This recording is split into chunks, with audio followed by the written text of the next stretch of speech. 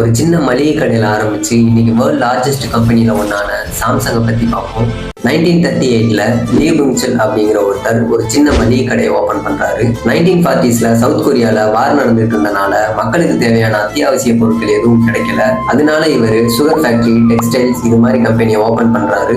1968ல electronic marketing கம்பெனியை ஆரம்பிக்கிறாங்க. அதை தொடர்ந்து 1969ல Samsung 12 inch black and white டிவியை லான்ச் பண்றாங்க. இந்த டிவி லான்ச் ஆன சில வருஷத்திலேயே வேர்ல்ட்ஸ் நம்பர் 1 டிவி மேனுஃபேக்சரிங் கம்பெனியா உயருது. 1974ல எலக்ட்ரானிக் செமிகண்டக்டர் சிப் கம்பெனி ஆரம்பிக்கிறாங்க. அந்த டைம்ல ஆப்பிளோட போன்ல கூட அந்த சிப்பை யூஸ் பண்ணிட்டு வந்தாங்க. அதுக்கப்புறம் flip model, touch screen model போனை லான்ச் பண்ணி சாம்சங் மேல போக தொடங்குச்சு. ஆனா ஆப்பிள் சாம்சங் மேல எங்களோட டிசைனை யூஸ் பண்றாங்கன்னு சொல்லி கேஸ் ஃபைல் பண்ணாங்க. இதனால யூஎஸ் கவர்மெண்ட் $500 மில்லியன் சாம்சங்கை ஃபைன் கட்ட சொன்னாங்க.